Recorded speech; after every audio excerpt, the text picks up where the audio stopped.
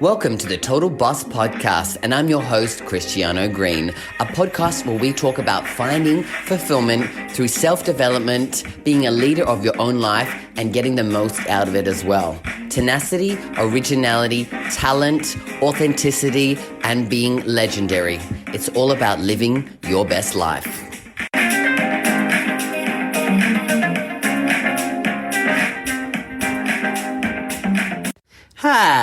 Hello, all you total bosses out there, and welcome to another episode of the Total Boss Podcast. Now, I am your host, Christiano Green, and I am a mindset and transformation coach working with gay men to help them transform their trauma into triumph so they can live a life with more self-confidence, self-worth, self-love, and help them to really find the fulfillment that they need to have in their life so they can live a free life being who they truly are. Now, this week's episode, I really wanted to jump into my experience going to Peru and doing ayahuasca. Now, I did this back in 2018, and it was one of the most memorable and life-changing things that I've ever done in my entire life. And, leading up to going, probably about 6 months ago was the first time I'd ever heard of ayahuasca. I'd heard about it through one of my good friends. She was talking about doing it. Maybe one of her friends had done it. And, as she was telling me about it, it kind of felt like, wow, this is something that felt like I was drawn to do. So, over the coming months, I started to do some research, looked it up, was really just understanding what different experiences people had, where was good to go. And, I found a place that was in Peru.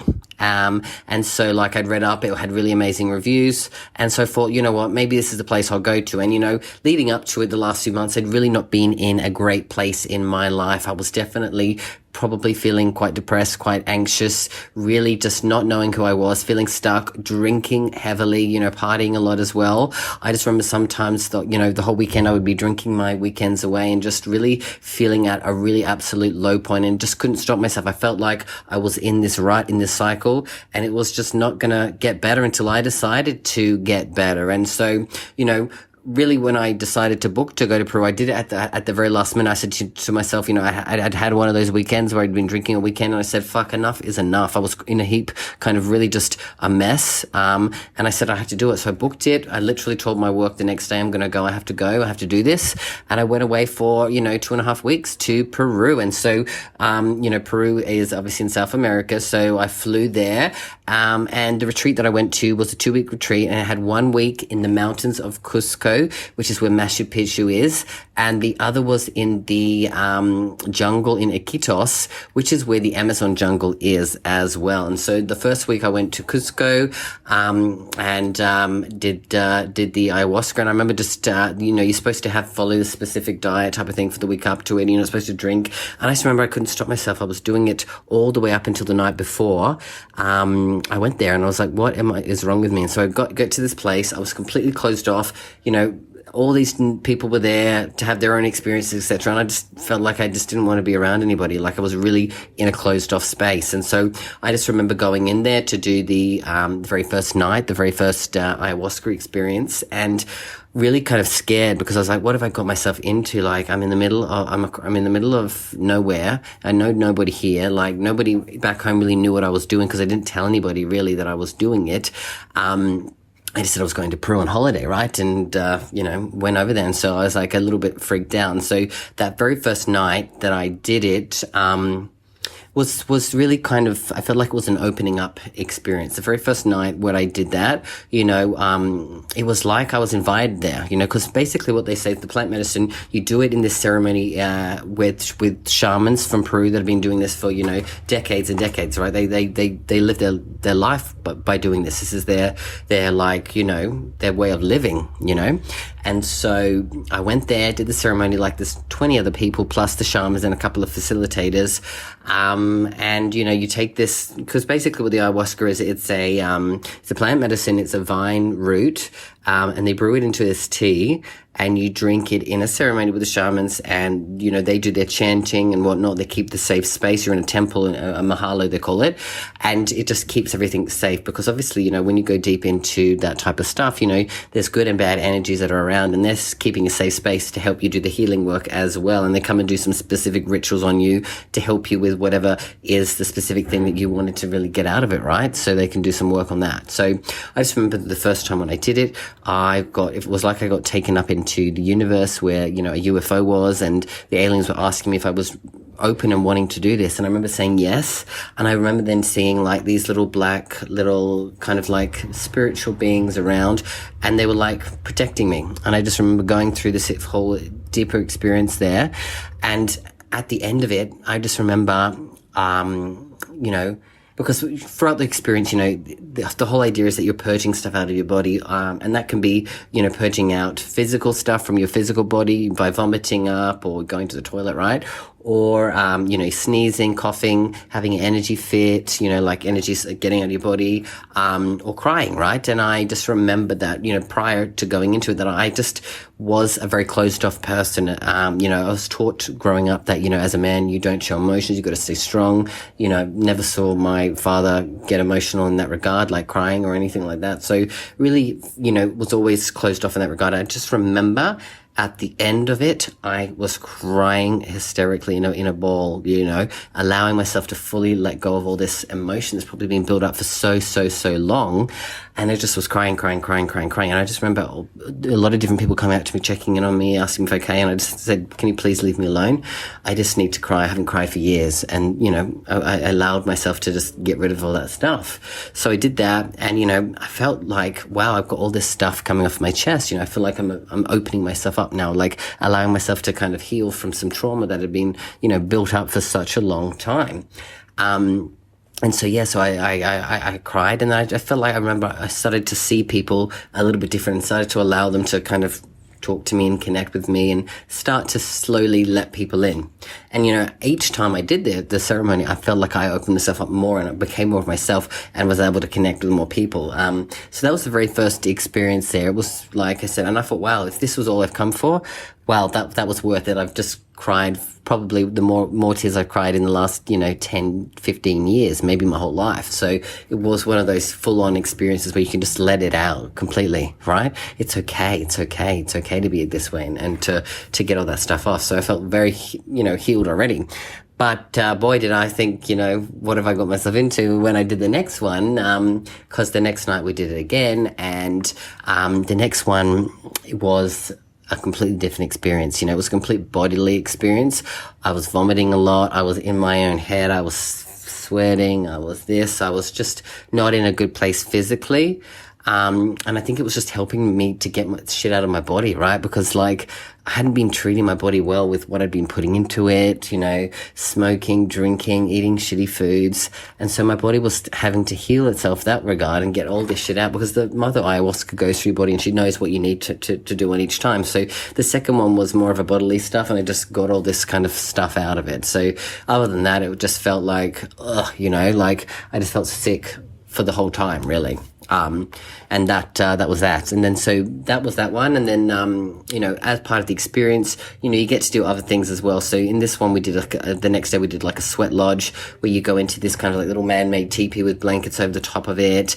And it's pitch black, you know, there's a fire in there and they put stuff on the fire and it sweats up, and it's kind of got different leaves and different plants that they put into it while you're going through the experience. You're in complete darkness with everyone else, and kind of like it's about letting stuff off your chest, you know, in this space. So you would say all your intentions, you say all the stuff that your fears are, and you let them go into the lodge, and then allow yourself to heal yourself through that as well. So that was that experience, which was great. I just felt like lighter as well. Well, I mean, I sweated out shitloads as well. You're in there for like an hour, right? So that was that one. And then we also got a chance to go to Machu Picchu. We climbed up to Machu Picchu one of the days and really got to feel the energy and see the sights of that beautiful, amazing place that it is. So that was one of of the things we also got to do as well. So then we went to the third one because we did 3 ayahuascas when I was in Cusco and then 4 in the jungle. So I came up to my last ayahuasca one, and this one was very different again as well.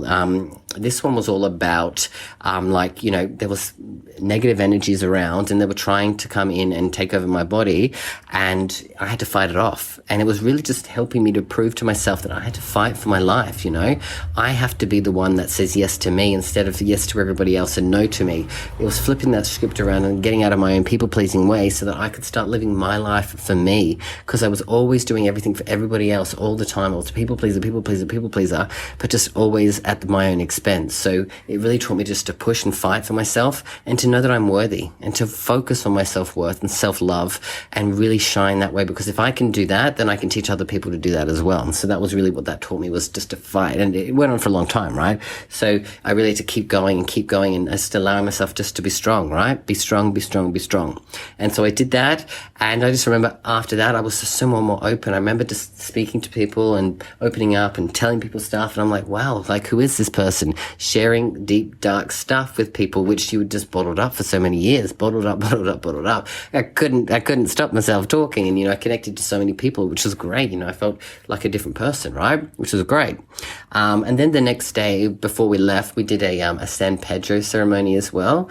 And in this ceremony there, it was the experience where we actually, it's a drink, you take it during the day, and it's just a very kind of connecting, joyous experience. And it was just really you see every person around you and you see that you're connected to them.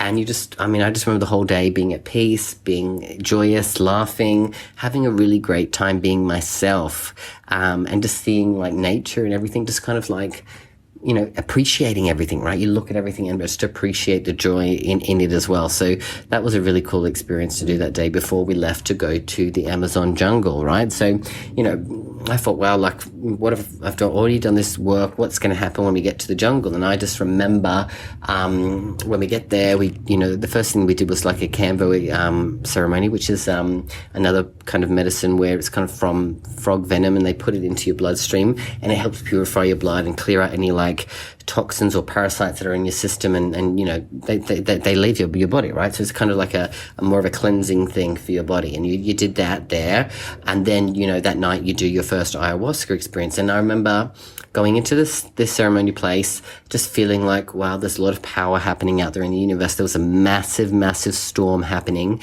and I just remember going, okay, well, what's going to happen tonight? It just felt like something was going to be amazingly shifted, and it was probably going to be full on. So, and it was, right? It really, really was. So I remember this one vividly experience.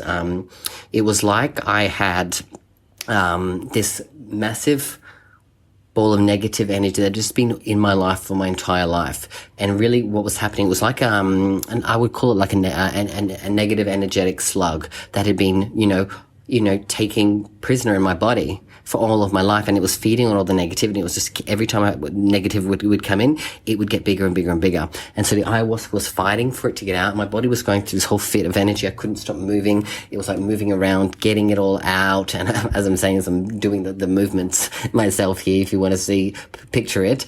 And it was literally just coming out of my body. And it went on for 3, 4, 5 hours, and where it fought it off. And I remember when it finally left my body, I just went and kind of humped into it was absolute exhaustion, but also just feeling at absolute peace. I was like, wow, I've never felt peace before in my entire life. Is this what peace feels like? Wow. It was all the negativity that had been built up throughout my entire life was just gone. And there was just all the weight had gone off my shoulders, and I could breathe, and I could just be me, and I could just allow myself to that. And I just remember for the next 24 hours living my life just in peace. I looked at everything and just saw beauty, and I just saw peace, and I just, really just allowed myself just to be. I didn't have to speak. I didn't have to communicate. I just was allowing myself just to be me, and it felt like for the first time I was very comfortable in my own skin. And I don't think I'd ever felt that way before, really. And, being a gay man growing up, comfort in your own skin, that would be a luxury for me, to be honest. And I'm sure it probably feels that way for you. Like, it's very uncomfortable being gay growing up, especially back in the time where I grew up, where, you know, definitely wasn't accepted like it is today, you know. And you know, it's obviously still not fucking perfect today, right? So, you know, wow, like shifting of that feeling, like just trying to give you that kind of an understanding of what it really felt like the best feeling I could ever imagine, right? Peace, you know. And that's the feeling I want to constantly try to get myself to, is at that level of peace, right? Internal peace within myself, you know? So yeah, that was that one. And then, wow, like this is done. I've done everything, right? Like there's nothing else to go.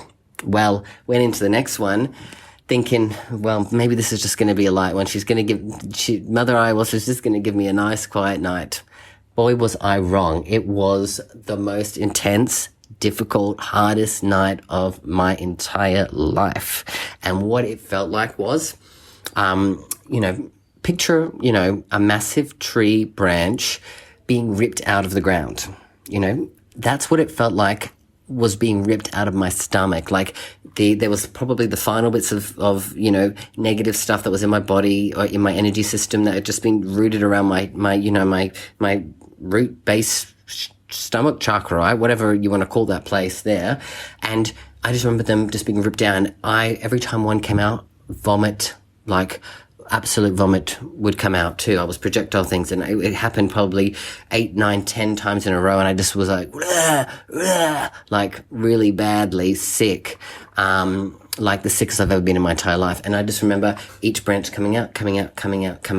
And by the end of it, again, like I couldn't move. Like they had to help me move because I was that way. And when they took me back to where I was lying, like again, I felt, wow, like this is it. That was them finally getting all of the shit out of it. And it was just like me saying to myself, like, you know what, you've now cleared yourself out.